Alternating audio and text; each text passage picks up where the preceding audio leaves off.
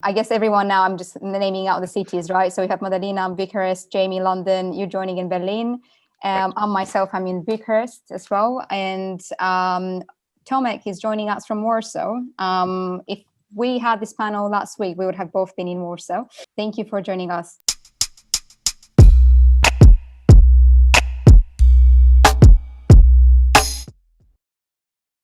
I want to just dive straight into the panel with the question that I think most of you get these days, and that is how your priorities have changed, with this pandemic, and for you and for your company. And maybe Tomek, we can start with you because against all odds, you decided to make some radical changes this year and start a new startup, basically a company in the midst of the pandemic.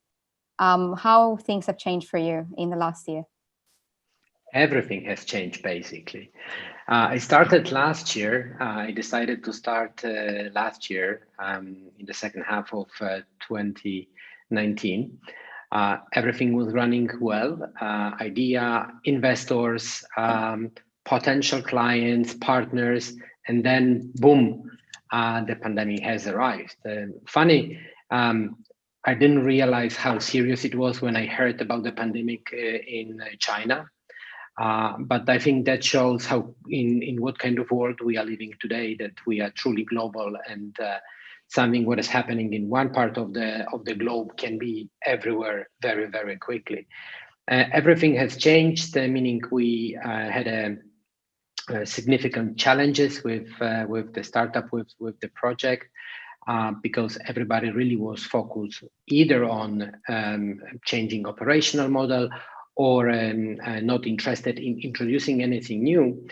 But I think what I strongly believe, mindset is really key. And I think I kept my mindset always thinking about whether my idea, my project is really, does really make sense.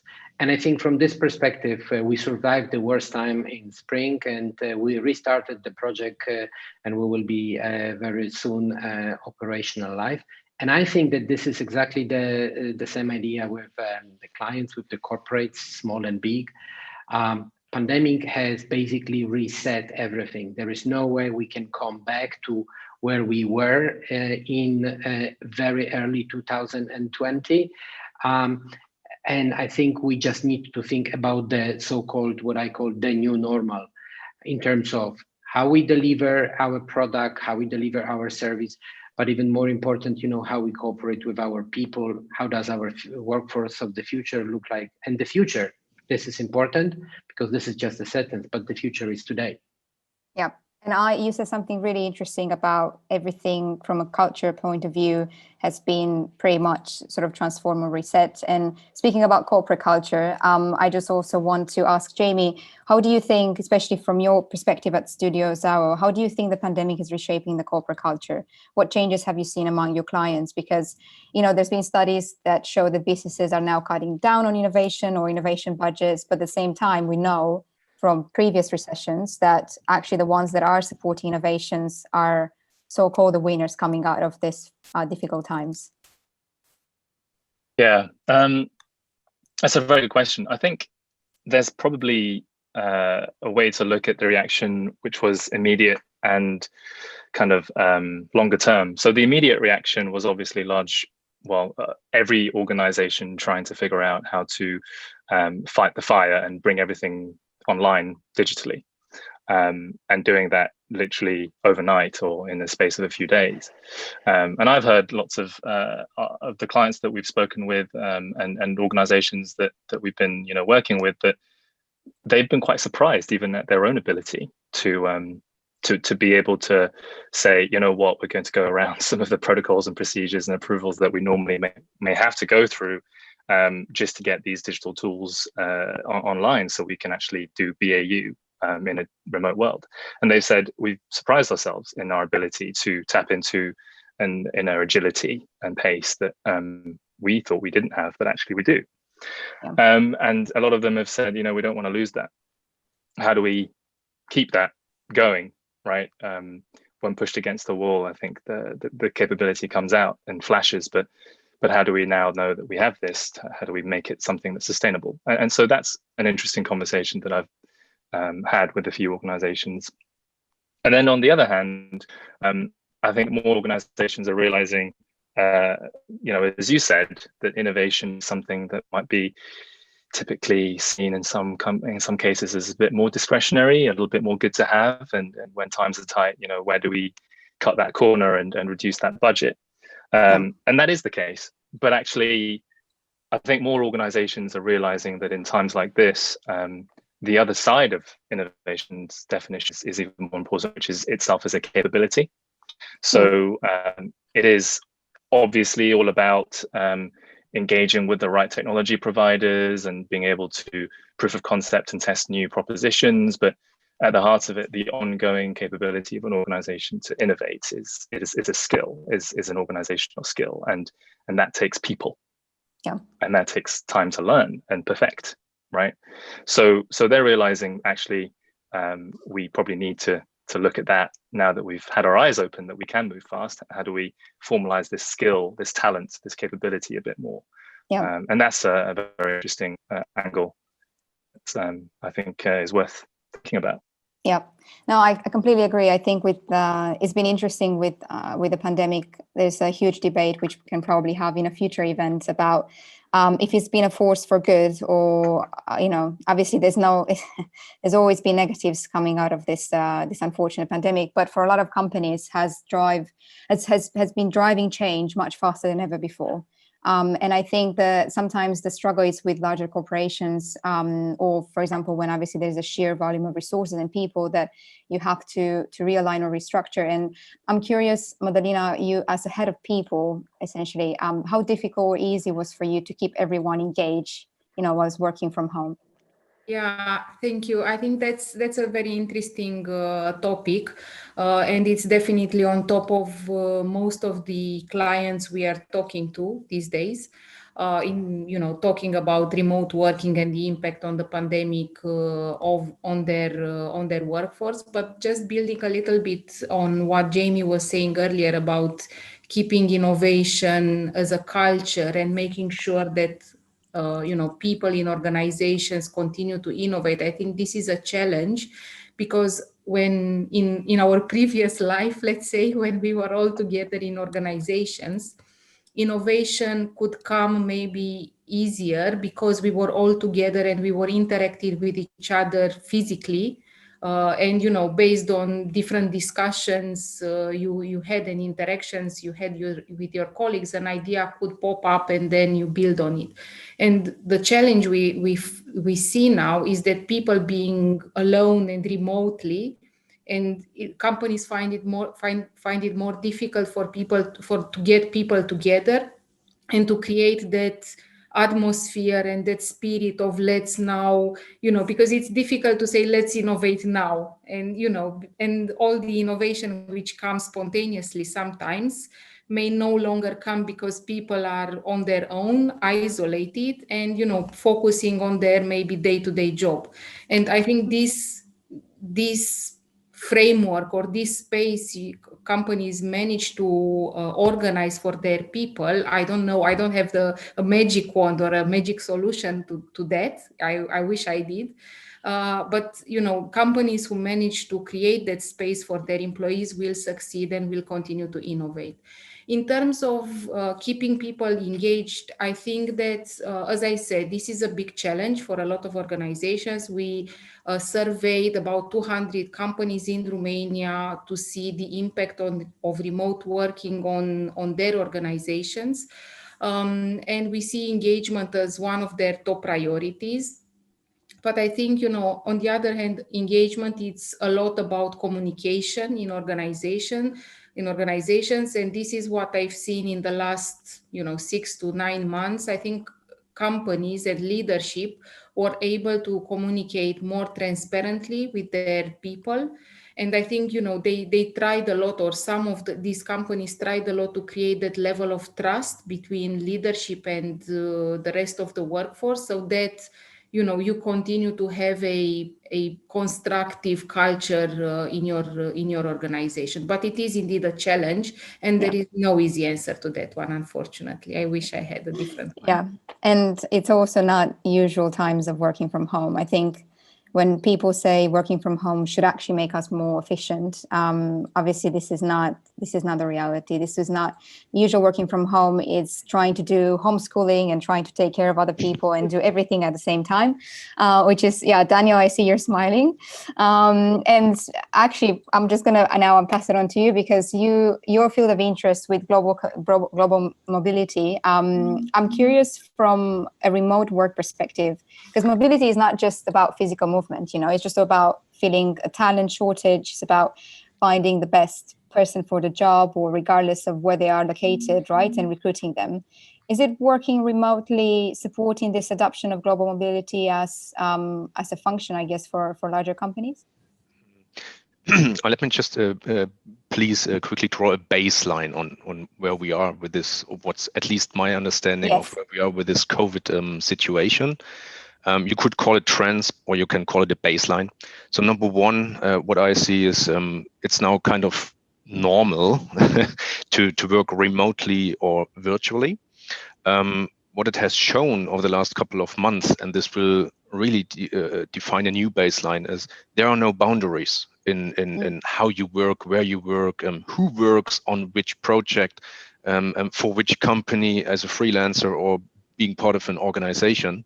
And this is what it also describes. I think the whole concept of agility and flexibility, what was kind of a buzzword over the last couple of years, or that the whole new work concept. I think this is now also, it has been fueled by the COVID situation, and it has proven somehow to work. And I wanted to add to Mădălina's statements. So how can we make that work? I'm also part of the HR association here in Germany, and they collaboratively they have worked out with Fraunhofer, which is a research institute. They have asked around like 500 German corporates. What does it take to be able to have a functioning and efficient remote workforce? And I think this is just a repetition of what everyone said here, but I like the words. So it's all about leadership. So how do you deal as a company with as a CEO, or how do you deal as a CEO with your leadership staff? Then empowerment. How do you engage with your people? How do you give them the feeling, even though they are remote and maybe are not connected in a team meeting every day? How can you make sure they feel valued and they can participate? And this brings me to the third one: participation. How can you make sure that people are able to actually contribute to the company with their opinion and with their work, actually? And that goes into Jamie's area, the mindset. It's how ready are you with your mindset in your people's mindset in your company, and all these four components, they form the culture. And I think going forward, this is a very crucial point. I mean, it has been noticed over the last decades, even in Germany, that you need to have some sort of a company culture which endorses change, flexibility, and this agility, and also some sort of being a digital native. So you're able to cope with a Zoom conference or a WebEx and all the technical issues. So I think this is where we are. Yep. Yeah. I think culture and values are more important than ever, and companies will need to be involved in, social impact initiatives, communicate their goals and strategy more transparently. I think someone here on the panel mentioned a lot about transparency and having transparent conversations. I think was Mădălina, to their employees, and create that purpose, right? I think this opens up opportunities not just to create a portfolio of initiatives and tools, as you said, Daniel, about digital tools, but also how to showcase them. And you also, to be honest, you already kind of made the transition into the second section of the webinar about the trends actually impacting the future of work, because that's the initial discussion that we wanted to have today. On that point, have there been any other trends that you've seen emerging in the last decade, and they've been shaping up how we work? I know on the call yesterday you've given us a glimpse into internationalization and diversity as well. Yes. So the beginning of this pandemic, and also given the political environment we are in for the last, I don't know, 2-3 years, everyone was kind of talking of pulling back within your national boundaries and focusing on your own country, and going away from globalization. But I think this is not true, and COVID has shown it. This, I think, internationalization, globalization will continue, and it will even grow further. Like, we have these talent shortages. This is a known problem. It's fueled by the demographic change, and I'm talking about from a German perspective now. So where do you get your talent? Where do you get it from? You usually look outside of Germany, and this is where you get your talent. And now, having this COVID situation, which means you can't actually move people from one other country to another. The whole digital stuff comes into the game, and the virtual possibilities, they work. Yeah. It's actually working. So this trend of remote work and virtual teams, even just yesterday I was talking to a company, they set up a virtual, they call it a virtual workforce. So they're centered in one country. Yeah, so they have to register somewhere, and then they have people working all around the world, like in 12, 15 different countries. There's another set of problems related to that, but yeah, just seeing that it actually, if you have the vision and the vision comes into reality, I think that's great. That's a big trend. So with people with talent shortage, with people not being able to move that much, and obviously remote working, I think some would argue that this also gives rise to the freelancer and the digital nomad, signal a new way to access the workforce, but also introduces opportunities for people around the world, obviously, to serve this market, and something that I think Tomek would call the gig economy. I think the benefits for the gig economy for the workers actually are quite obvious, right? So we talked about flexibility of working. Daniel, you talked about being able to work from anywhere. But what are some of the implications for larger companies, Tomek? Are there advantages there, or how can they actually take advantage of this in the future? I think every change is advantage and disadvantage. It depends what are you focusing on. And I think building on what Daniel just mentioned, I would like to add that none of the issues, the big mega trends that we observed on the beginning of 2020 disappeared. They are still there. The talent shortage is there. The demographics issues are there. The global supply chain is there. Everything is there. There is one difference. They just speed up. They are going much, much faster. And then talking today about innovation is just lose of time, because we all should innovate.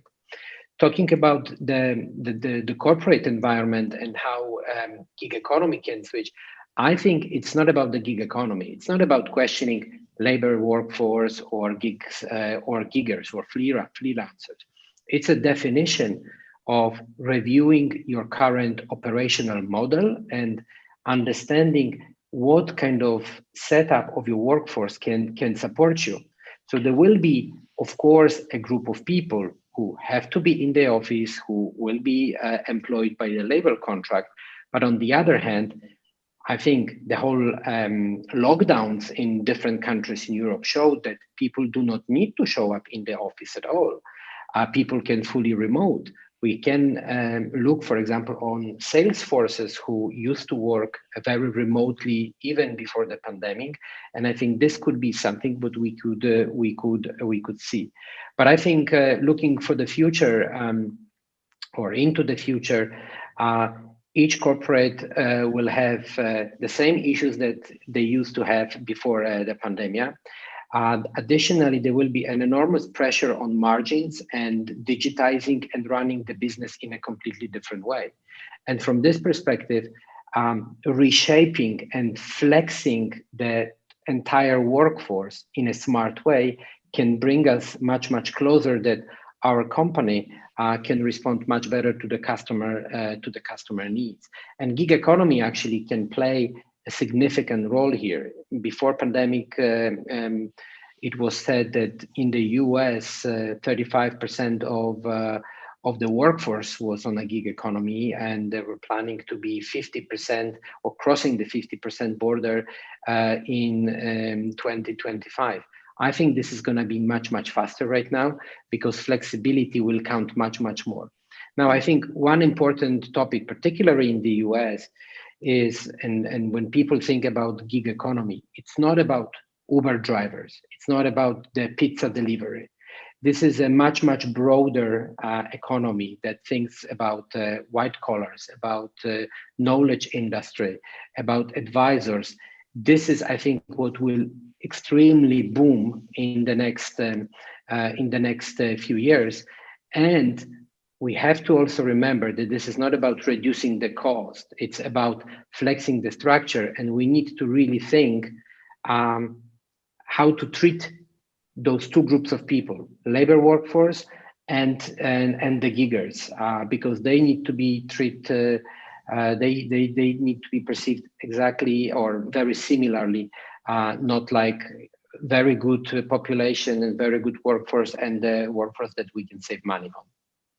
Yeah, I think, Tomek, as you said, it will become more increasingly important to develop that good digital systems for recruiting and managing the freelance or the gig economy, as you mentioned, especially contractors that large corporations will employ as part of the workforce. I think it's becoming also, as you said, alongside opportunities, there's always challenges, or vice versa for larger companies.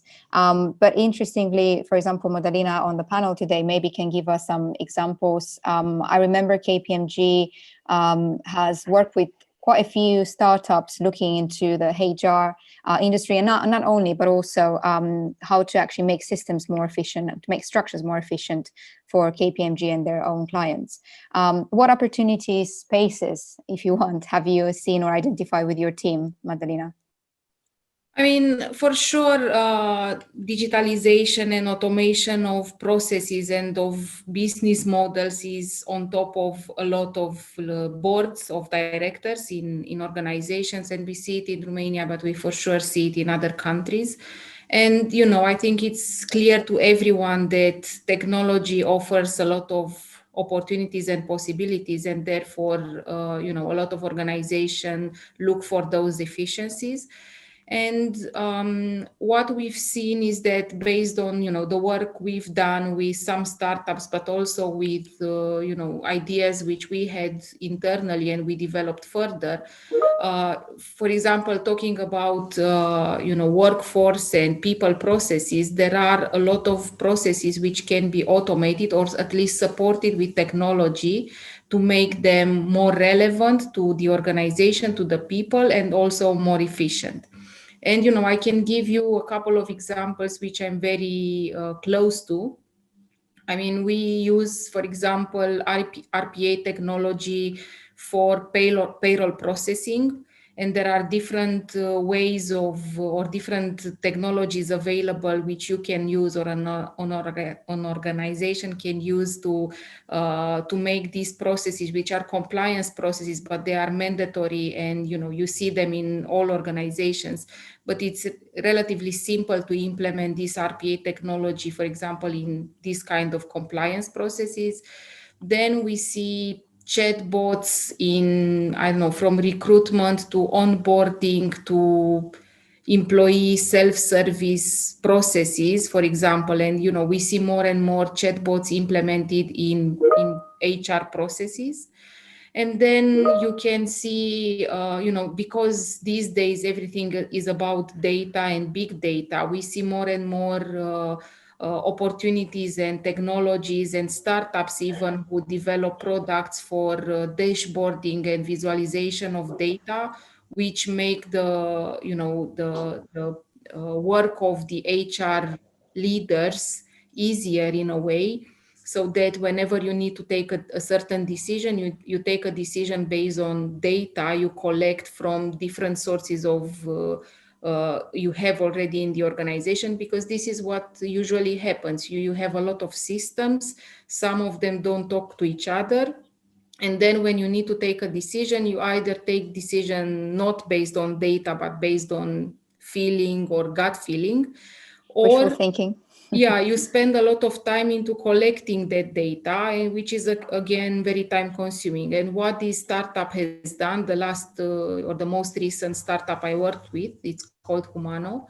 They created a platform whereby they collect data about their people, about the people of an organization from different sources. They link it together, and then they give you insights on various topics, from I don't know, connecting performance management to compensation and benefits, for example, or whatever processes are relevant for the organization. So, I can talk maybe for hours about technologies and startups and ideas I've seen in the HR world, but all of them are very interesting.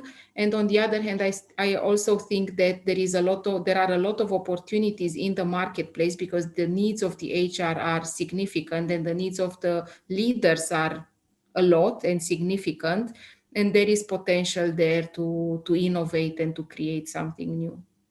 And touching on the subject of startups, Mădălina, it's especially now probably looking more into Romania or Central Eastern Europe, because sometimes it's regarded as a nascent startup ecosystem or growing, but it's definitely becoming more and more prominent. I'm curious because it gets to a point where you almost start competing against startups as a corporate for attracting people in your companies with digital skills. And Jamie, from your perspective with your clients, how large corporations can keep attractive employees with digital skills who are very often actually more drawn to the startups? It's a good question. I think there's probably a few things that that Tomek and Daniel and Mădălina have mentioned in terms of key trends that put this into context. So, for example, this, let's say, increased digitalization, which has probably come about from some of the things we said earlier, that organizations realize it is within them to move faster. And actually, when people aren't working in the office and everyone is remote and, for a lack of a better phrase, maybe more faceless, the case for implementing more of the technologies to automate and to drive some of those operational efficiencies becomes maybe easy to see. That I've definitely seen, for example, chief digital officers in some of the clients organizations we work with saying, now is a good time to start revisiting those business cases for digitization and the POCs around how we can implement more of these technologies. That's at a detriment to people. But then touching on some of the things we said earlier, again, around the fact that we're not seeing each other in person. And so that physicality of being with another human being to spark ideas and effectively to do what is uniquely human, right, that machines and algorithms can't do, that's been stunted a little bit. And therefore, it's important for organizations to create the space to allow people to participate. Actually, the scale for this is greater in a way. And that's one of the virtues of virtual that we've seen in some of the workshops and innovation programs that we design and run, is that although you can't see people in person, but the scale of who you can touch and involve becomes more global. And actually, you're designing an entirely different type of experience for thinking creatively, for thinking about creative strategy or creative collaboration, whereas a lot of the things and dynamics that you would take into account before for in-person types of engagements, you don't have to take for granted, right? Picking up a post-it, putting it on the wall, telling people, come look at this. All of those things become, well, we have to digitize it. How do we grab people's attention? How do we maintain that? How do we give people time to write things out? It becomes more imperative to redesign this experience from the ground up. Yeah. But precisely because I think that can draw on more people. And if organizations can get their heads around and do it well and design these creative collaboration processes in a way that is suited for a digital world and a remote world, if they can do this, then actually they can access a lot more people and a lot more talent. And, with the gig economy, as Tomek knows well, I think we're going to see a lot less of the job for life kind of concept, right? That is something that I've definitely noticed more and more people, especially Gen Z, Gen Alpha, coming into the marketplace, realizing that that's not how the world is anymore. We don't. That's not something I have to abide by.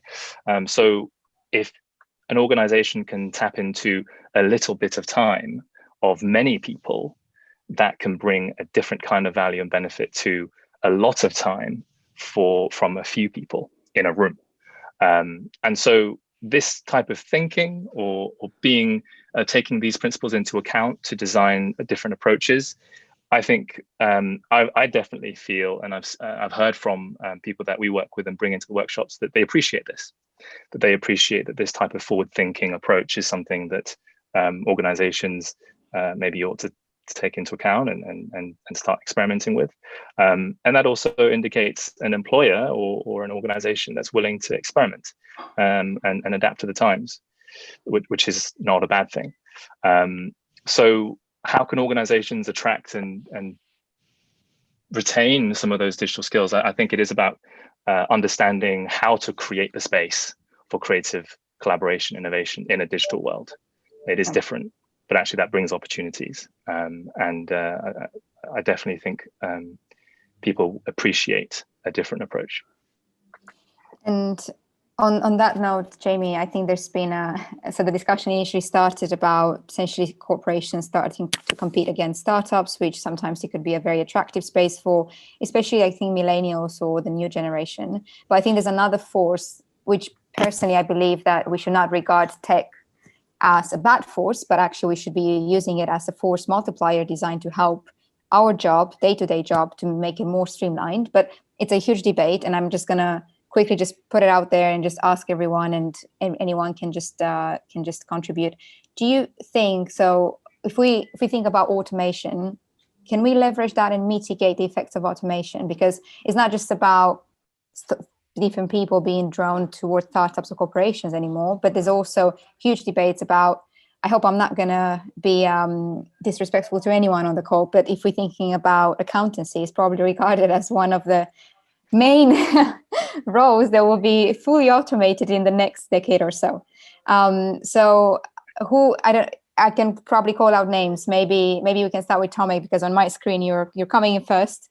What do you think? First of all, what's your opinion on automation? Do you think that it's going to fully replace specific jobs, or is it really actually just a good force for helping us to do more with less, essentially?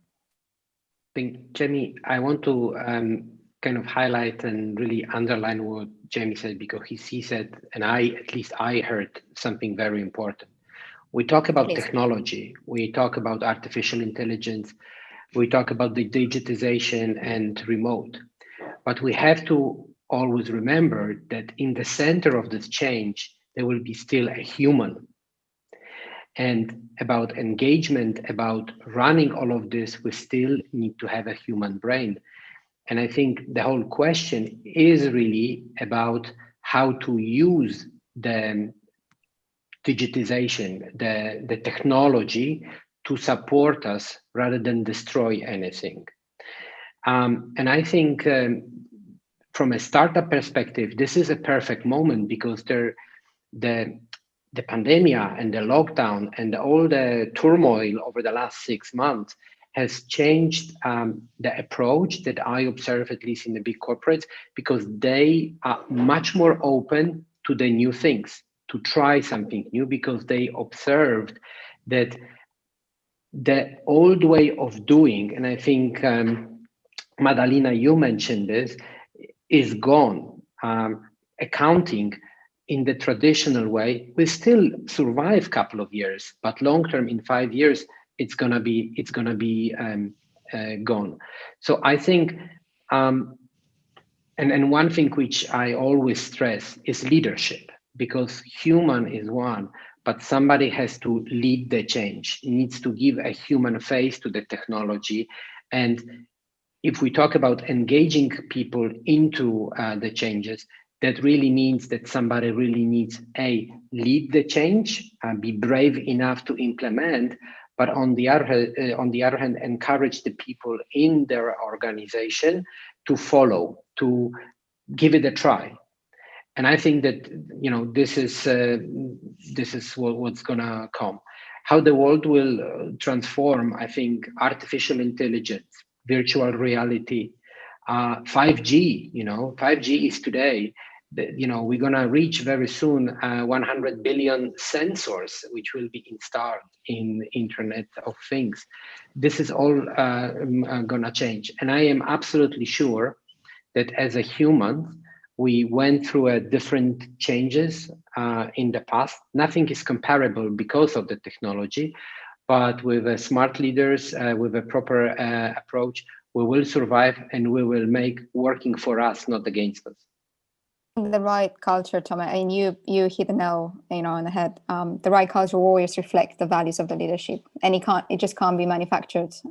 If the leadership just doesn't want to change or transform the organization, the staff certainly won't.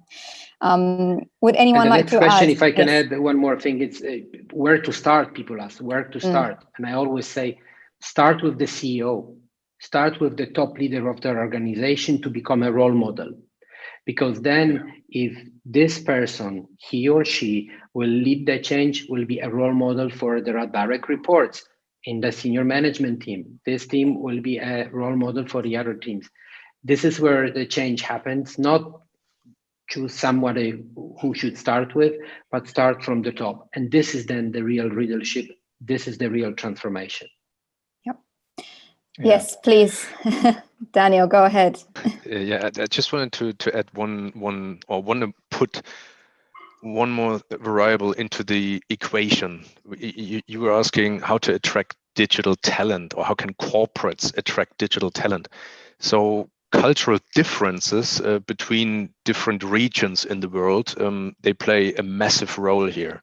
So I think a German corporation doesn't necessarily have a big issue attracting talent in this area. Maybe that's what the startups think and try to imply. But there are still a lot of people around in this world who like stability, who like security, and who like the brand name, which is in place for the last 100 years. So I happen to deal with lots of Germans and Indians, and for these two groups, and it's quite big, quite big populations in Europe and in Asia. This is the main thing: stability, financial security, and the brand name. And this applies mainly to the Indian friends. So they really like the big corporations. So I think whenever you want to do business in Germany or India, it really helps if you're a big corporation. Now, how can you remain competitive as a corporation with the talent you can attract? Maybe easier than startups. You have to adapt to some startup behaviors, and this goes back to the flexibility and agility and really building the right intelligence on where is my future staff, where is the trend right now. And I think this is where technology really comes into the game. So technology to me is just it's either bringing efficiency, like around processes, as Mădălina said, how to run the payroll efficiently without human repetitive involvement, or it can really create visibility and transparency, and therefore intelligence in what I want to achieve. So that's very important to me. And then also talking as a German, it's very common, even that we have we are starting to have a startup culture in Germany, but we still have lots of these corporations like 100, 200 years on the market, and the reason for their success again is stability and tradition and reliability. And this is their promise to their people. And as Tomek rightly said, the center of everything is the human being. And so what is usually the promise of these traditional firms to their employees is this required stability and security. But the challenge they have is, okay, I have an employee for 20, 25, 30, 40 years in my company, but the world is changing outside. But I cannot make this person redundant because I would lose credibility in my home market. And also the made in Germany thing would suffer somehow. So what I think is really crucial, and this is also the outcome of a research done by the German Association for HR, is qualification. How do we qualify or continuously qualify our human capital and make it adapt to the changing world, but at the same time keeping it? You call it talent retention. And also learning methods. And this is a big challenge we have now here in Germany. You have this traditional system of school and then university, and you send your folks through the whole process for 18 or 25 years. And then in the end, they say, yeah, that's what I learned, and now continue with that for 40 years. How can we change our learning methods? This whole digital learning stuff having an impact on behavior and also skills. How can we make that more flexible and just in time? So these are the real questions I would ask. Jamie, you wanted to add to that point, and also I think with your own research, you've identified that quite a large number of corporations, 55, I think, % in your research, they are not actually ready for the future of workforce. Tell us your view. Yeah, I think it's bringing together two things that Tomek and Daniel said. Daniel, you said organizations still provide the security, stability, and the credibility, right, of the brand, and people as human beings still seek that completely. It's a human nature, right? I think it's core in the Maslow hierarchy of needs, the security. And Tomek, we were talking about humans being at the heart of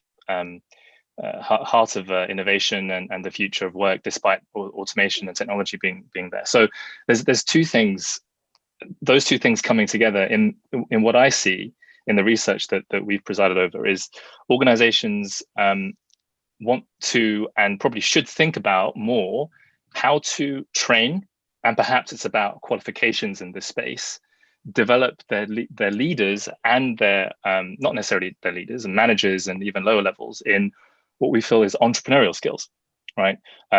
We can classify it as entrepreneurial skills. I believe Eric Schmidt one time said that in the future, organizations need to train their people in entrepreneurial capabilities, which is, skill sets and mindsets that are like how to deal with ambiguous situations, right? Where there is no very clear brief set, and you have to use your own creativity and resourcefulness to figure something out. How to bridge between different silos that will inevitably exist in larger organizations and across geographies, especially when people don't see each other in person anymore. How to think creatively and problem solve creatively. All of these skills are uniquely human, right? I don't think level 5 AI is going to be something that we reach in near a couple of years or anything like that. And so I don't think that's going to be replaced in any time soon. So how do we give our people more of a structured way to educate them and to train them up in these sorts of skills is something that we believe very strongly, and I certainly do. And it's the heart of what I do in terms of helping organizations explore intrapreneurialism. And in fact, to Daniel, to your point about qualifications, one of the live projects we're working on right now with a public sector client here in the UK is creating a qualification system, an educational qualification system for entrepreneurial skills. And that's what it is. That's what it's called. And I think that's indicative of more leading edge organizations realizing that that's the type of skill set and mindset that they ought to be offering their people to equip them for what's to come in the future. That is actually, the future is now. Can I just quickly ask on that point, Jamie, do you think we're going to, and maybe this is also from your experience, and everyone please also just contribute to this question as well, but do you think we're going to witness more of a new, let's say, call it a wave of corporate entrepreneurs and startup founders coming out of this larger corporations as a result of the crisis? And where I'm going with this is there's been a lot of studies that show, unfortunately, a huge uprise in unemployment. Particularly in Central Eastern Europe, there has been a recent study from McKinsey that looks at about 9 million people could lose their job by the end of the year. And I think there's a huge opportunity to think creatively. As you said, it's a problem of mindset, culture, digitalization all together, about how can we actually turn this uncertainty or potentially redundancy into growth. And to me, one of the clear I guess looking back at different recessions or crises, it's been there's a lot of more people trying to be entrepreneurial, trying to do things differently, and maybe even working alongside a corporate job. What do you think? Or what everyone actually thinks? And with this question, we might just shortly come to the end of the conversation as well. I'll say something very quick around that. I think that in the context of it being still human nature, as Daniel mentioned, that we seek security. Corporate entrepreneurship, or in entrepreneurship, is sort of a route that seems and feels increasingly more viable for those who realize the future for the role of a human being in the workforce is to allow their creativity and their ability to be innovative and to work with ambiguous situations, for that to shine through, but doesn't mean that everyone wants to go off into the cold and be an Elon Musk or try to invest their savings to create a startup. It's not for everyone. It sounds like the colleagues in Germany and India and places that Daniel mentioned, actually entrepreneurship is massive there, but it's a massive world, and there are lots of people who don't want to pursue that. So intrapreneurship or corporate entrepreneurship, I do think, is going to rise. The extent of which that rises will depend. I can certainly say that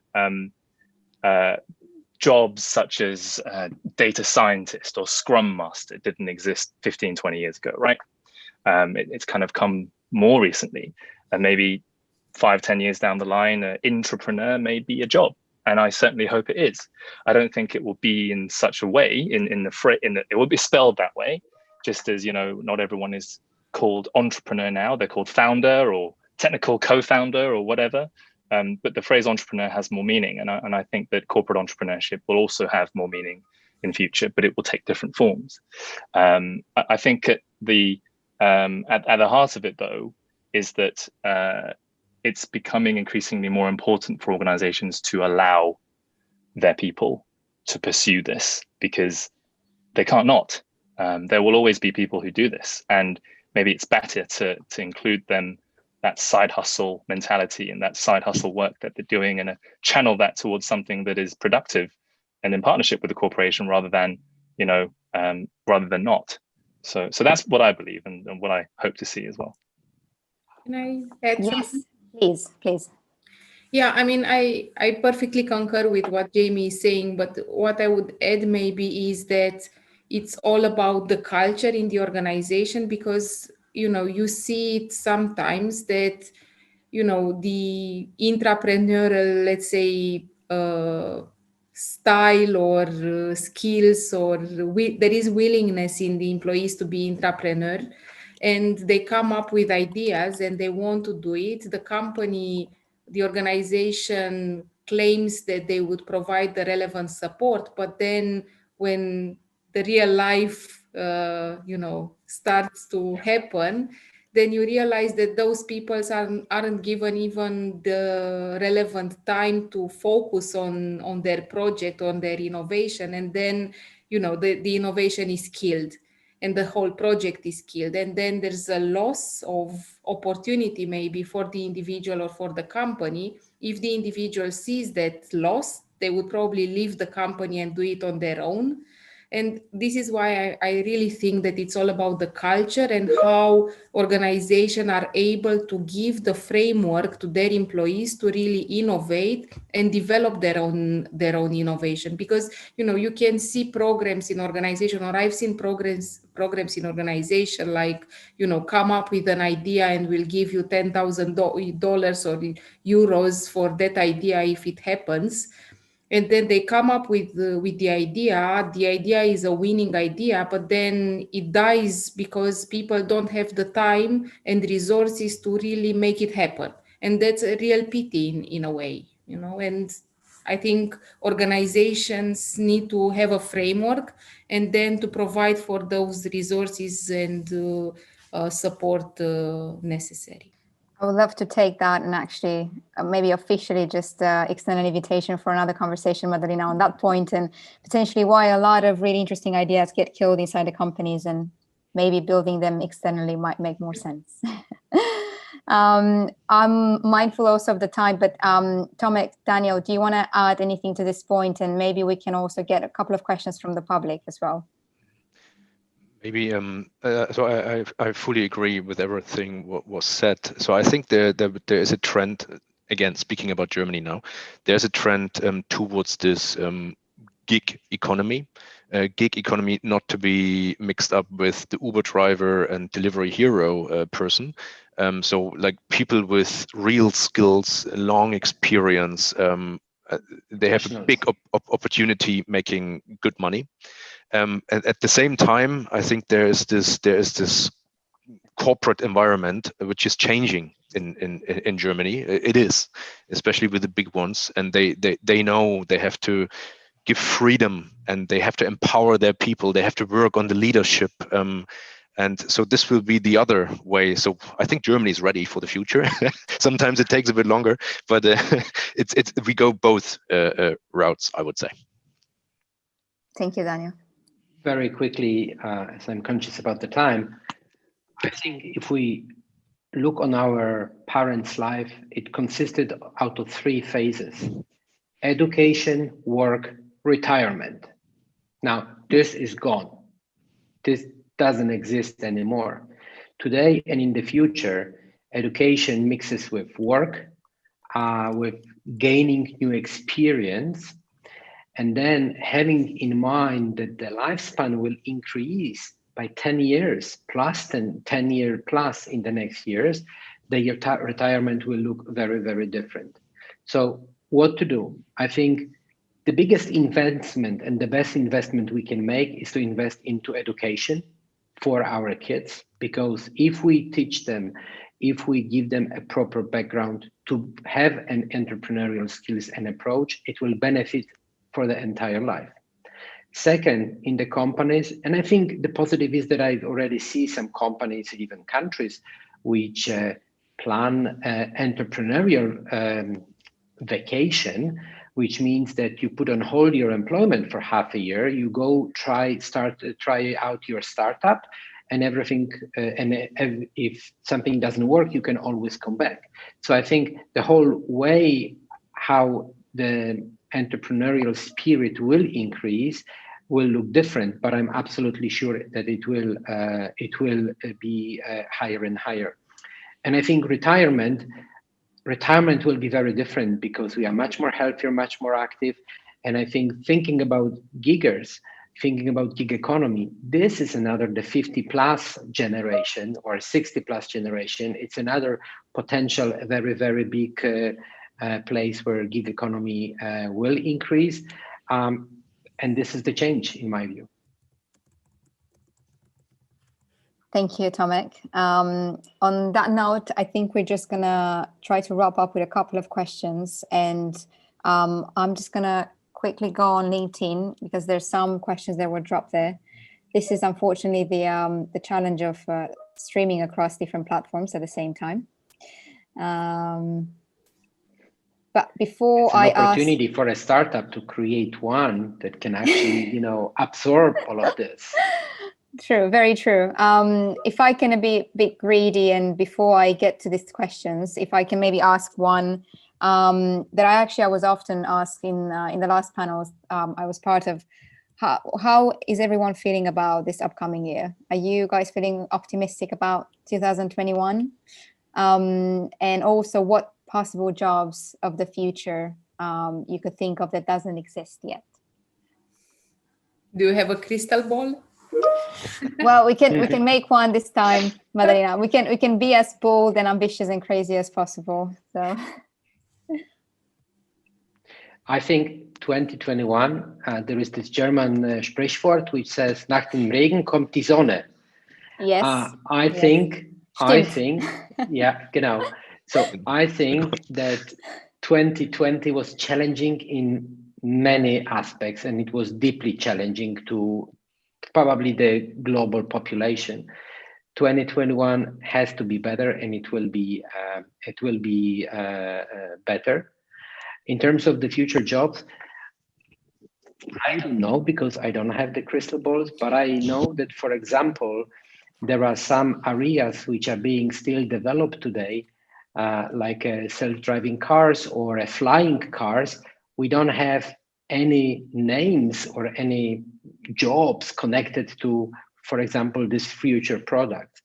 And these flying cars, I know that there is, for example, one startup in flying taxis in Germany, self-driving cars, let's name only Tesla. It will be very, very soon with us, and it will require flexibility, agility, and change in order to create this. And I'm sure we will create these jobs very quickly. Yeah, I think that, if you think about the fact that, as we talked today earlier, that it's all about actually the human is in the center of everything. I think because we will have so much technology around us, in order for us human beings to be happy in the end, because that's what we all want, we will need for sure experiences. And there will be, I suppose, like someone or some sort of jobs who will create experience. And I think they even are called like experience architects or something like that. And I really think that those people, will be very sought, let's say, because, it's something that machines probably won't be able to offer us. And therefore, there will be some humans who will build experience for other humans. So, it's just an idea. I don't know if it's crazy enough, but it's all I could think about now. I think on my end, I'm positive for 2021. I think we've seen now we are towards the second lockdown, and people don't go that crazy as they went the first time. So I guess that's a good sign. So you get used to the new normal. In terms of new jobs, I'm on LinkedIn. That there was a comment from one of my German fellows on the disruption piece we are talking about today. We have jobs already, and I think it's all about further development, be it on the emotional side, or be it on the technological side. So if you have a constructor nowadays who's building this house with the stuff, maybe in the future this person will be responsible also to monitor via a drone how the house is taking shape. So this person needs to have this skill of controlling a drone, have to have some electricity knowledge. I don't know, no clue. But I think all the jobs we have, traditional jobs, they will break into more jobs, a bigger diversity of jobs, and you need to learn more. And as Tomek said, it's all about continuous learning and changing the way of how we learn. Yeah, that's fascinating. I'm learning a lot from listening to what you guys think as well about next year. I like to think I'm an optimist sometimes, but sometimes I'm not always an optimist. I'm a bit of a pessimist. Sometimes nach Regen kommt mehr Regen, maybe. I don't want to say that that's definitely going to happen, but I think that there are some impacts that's here to stay, and we're going to see more of that next year. So, for example, I don't know how it is in other European countries, but in London, the property market is reflecting the fact that everyone is moving out into more suburban hubs and even out of the London orbital area into the countryside.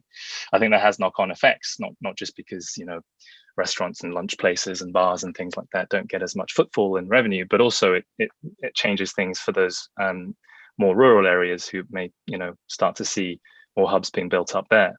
And I think the future of how work is going to be is very intertwined with the future of other aspects, the future of retail, the future of sports, future of leisure, and I'm interested to see what of those impacts are here to stay. So when companies, even tech companies, start allowing their employees to go back into the office, how many people actually will, and whether or not they've already moved so far away that it's just not feasible for them to go back into the office. So for them, some of the impacts on how the economy is structured, I think, is going to change. And so I don't think we've seen the last, even with the vaccine potentially coming and some of the progress on that accelerating in the next few months. I think that actually we're going to have more local hubs and local services, and allowing people to experience new types of things that they wouldn't have in local areas. And in terms of the jobs, I kind of agree very much with Mădălina. You said experience architects.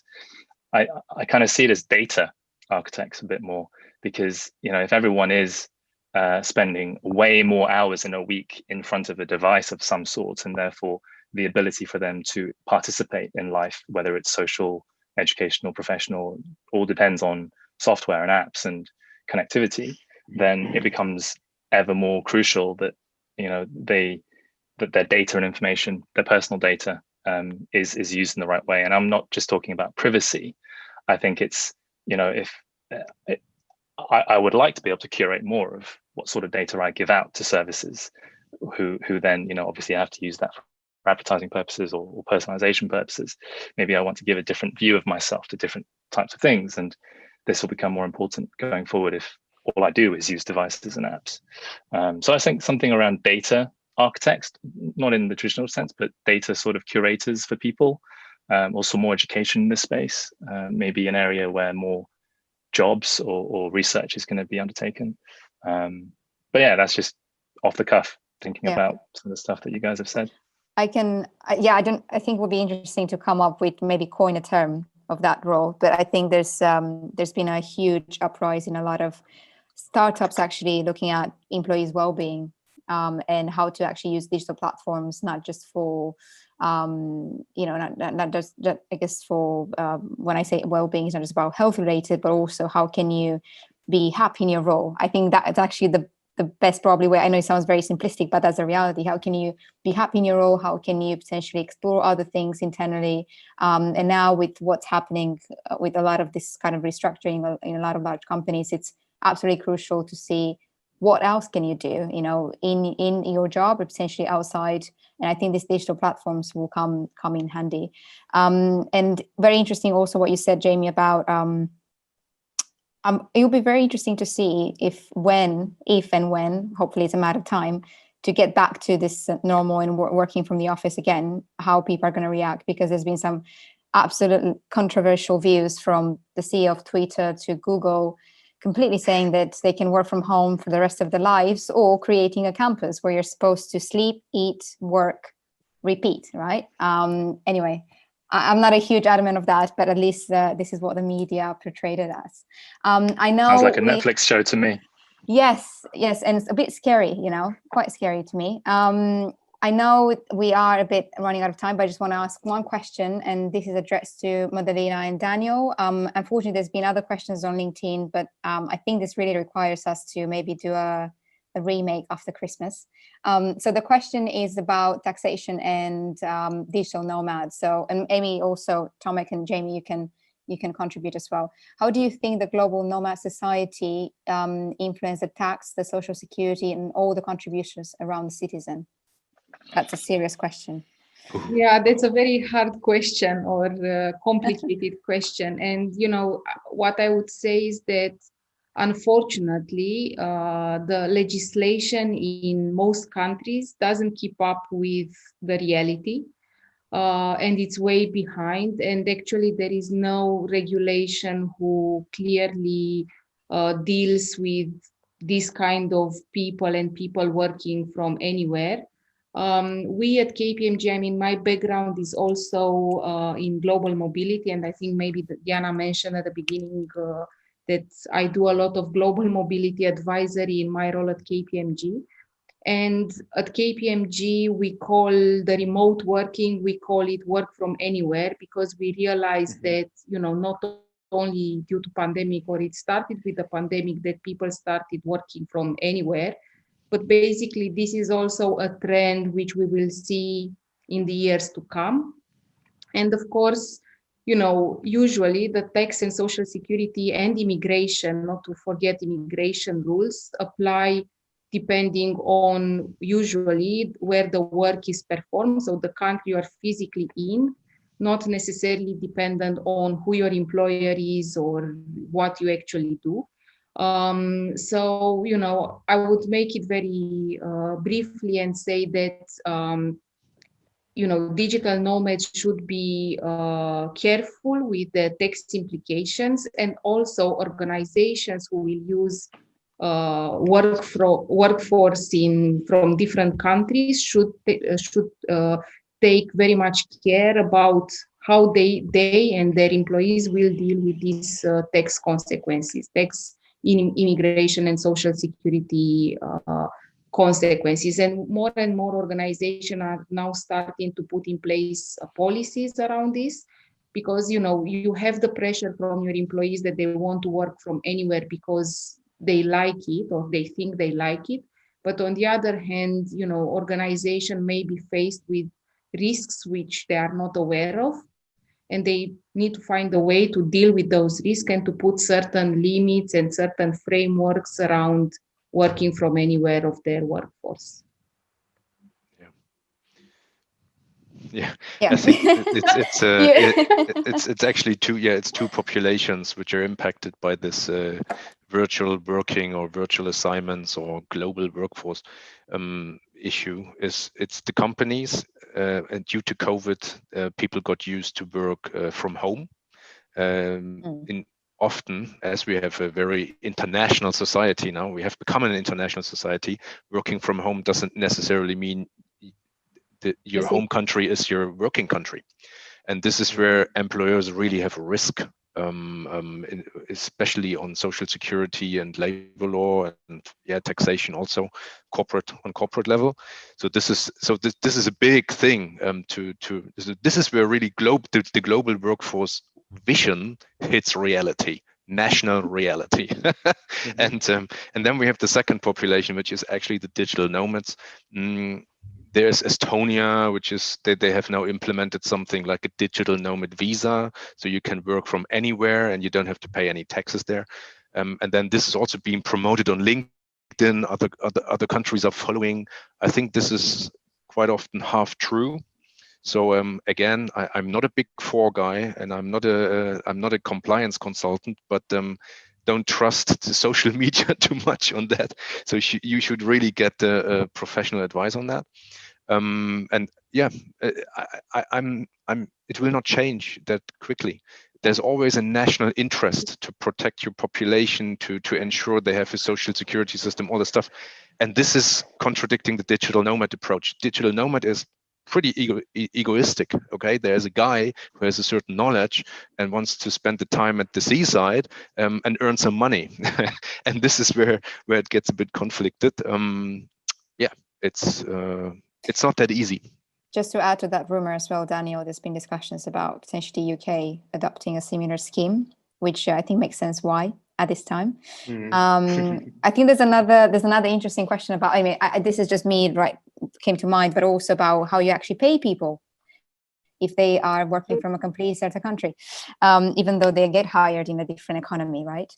It was honestly, I had an amazing time, and it was lovely to have you all here. I wish we had more time, because there were many other questions, and I had also other questions for you. But hopefully what we can do, because this was, I feel like we only kind of scratched the surface when it comes to future of work. It's kind of an official invitation to all of you to maybe explore. Great, thank you. Thanks, Camille. To explore some of the conversations and the subjects we touch on in a bit more depth in the year to come, maybe as individual podcasts. Stefan is also here with us on the call, and he's running Tech Talk. Daniel, you've been there. I would love to explore some of these options in a bit more detail next year. So this is an official invitation to all of you, and then I will chase you afterwards with dates and everything else. Thank you all so much, and thanks for joining us. Stefan, I'm just going to give maybe the mic to you just to say a few words and wrap up. Yeah, sure. Once again, I'm going to just build on what Diana said. It was great having you. I was listening to the conversation in the background and running all these kind of technical stuff. But once again, thank you very much. We made it possible. Yeah. And Tomek, we do run it from a one-stop shop. Although you do have sometimes technical difficulties even with the one-stop solution. But we managed, so it's good. We're live. We did it. We are streaming on all the platforms. But coming back to you, thank you very much for joining today, Diana. Thank you for hosting and running it really smoothly, the conversation. And I agree, we just scratched the surface for the future of work. Yes. Thank you. Thank you. Thank you. Thank you. Guys. Everybody. Thank you. And also everybody who Speak with everybody. see you soon. And keep an eye on the future events. Yes. And Will do. stay safe. See you. Ciao. See you. Cheers. Bye-bye. Bye-bye. Bye-bye.